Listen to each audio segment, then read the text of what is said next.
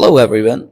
Imagine a fetus dies inside the uterus, but instead of being expelled, it remains there for days or even weeks. What happens next? Does it dry up? Does it decompose? Can it affect the mother's life?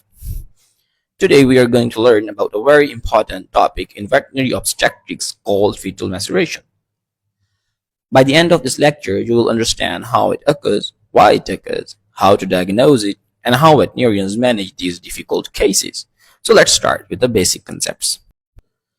Fetal macerations can occur at almost any stage of the pregnancy and has reported in many animal species.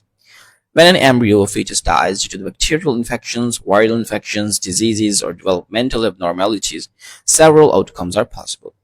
Sometimes the dead embryo is absorbed by the fetus, sometimes a pollen discharge develops, sometimes the estrous cycle becomes prolonged. But in certain cases, the dead fetus remains inside the uterus and begins to break down. This process leads us to the fetal macerations.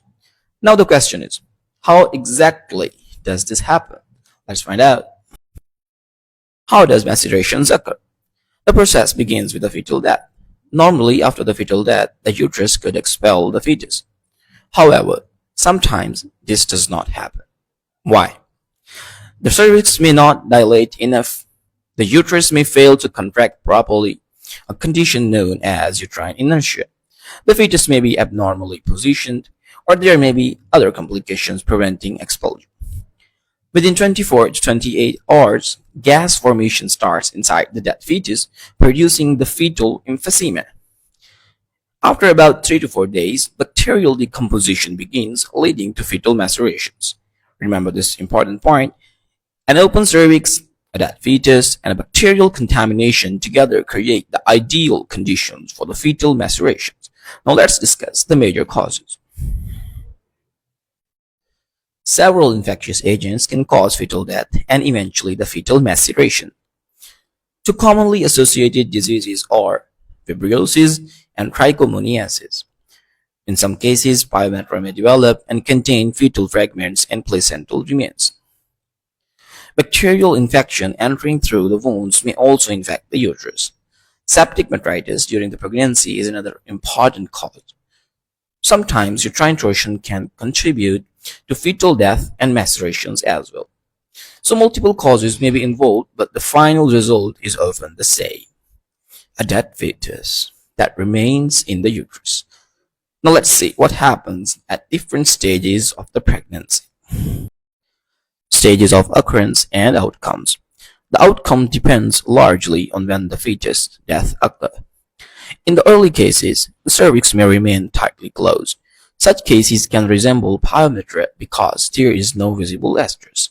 In the other cases, pus may be discharged through the vulva, and the condition may resemble endometritis. In animals carrying the multiple fetuses, one fetus may die and be absorbed, while the other continue developing normally.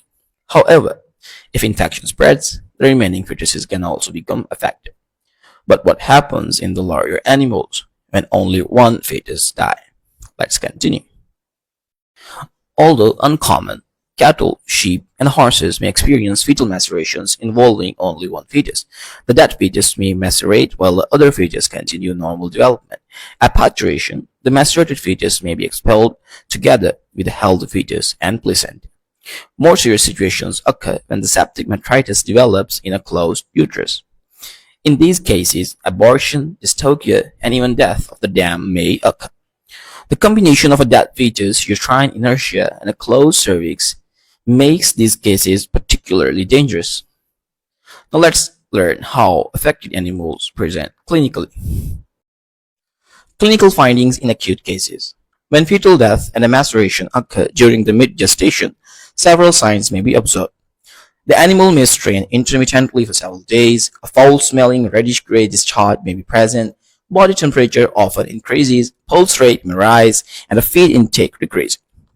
Milk production drops significantly. Sometimes diarrhea may be present. These signs indicate severe infection within the reproductive tract. But what if the condition has been present for a long time? The signs become quite different. In long-standing cases, active straining is usually absent. The cervix may become contracted. A chronic, foul-smelling mucopollen discharge may continue for the weeks or even months. Unlike acute cases, fever and increased pulse rate are often absent. However, milk production gradually decreases. The animal loses body weight over time. The chronic cases can easily be overlooked if a proper reproductive examination is not performed. So how can we confirm the diagnosis? Diagnosis depends on the careful examination. In dogs and cats, abdominal palpation and the radiography are very useful. Rectal and vaginal examinations can reveal an emphysematous fetus. The fetus may feel swollen due to the gas accumulations. In some cases, fetal bones can actually be felt floating within the pus inside the uterus. These bones may rub against one another, creating a characteristic sensation. Sway changes in the uterine lining may also be detected. Once diagnosed, the next step is determining the prognosis. Treatment. Treatment can be difficult and requires patience. If the cervix is efficiently dilated, the fetus may be carefully removed using the gradual traction and adequate lubrication. In mares, the manual cervical dilation may help facilitate the removal. If maceration occurs during the late gestation, management is often similar to the stocker treatment. After removing one fetus, always re-examine the uterus carefully. There may be other fetuses present or retained placental tissues that require removal. But what supportive therapy aims to prevent the septic metritis and toxemia. If large amount of pus is present, treatment should be similar to that used for pyometra. Fetal bones often come out together with the pollen discharge. If estrogen therapy fails and the cervix remains closed, surgical options may be considered. Laparohysterectomy is often difficult because the infected uterus is small and fragile. Caesarean sections may be used as a last resort, although it is rarely required. Most importantly, affected cows should not be rebred for at least 3 to 4 months. Now let's summarize everything we learned. Let's quickly review. Fetal macerations occur when the dead fetus remains inside the uterus and undergoes the bacterial decomposition. The key requirements are a dead fetus, an open or partially open cervix, bacterial contamination. Common signs include foul discharge, reduced milk production, weight loss, and reproductive failures.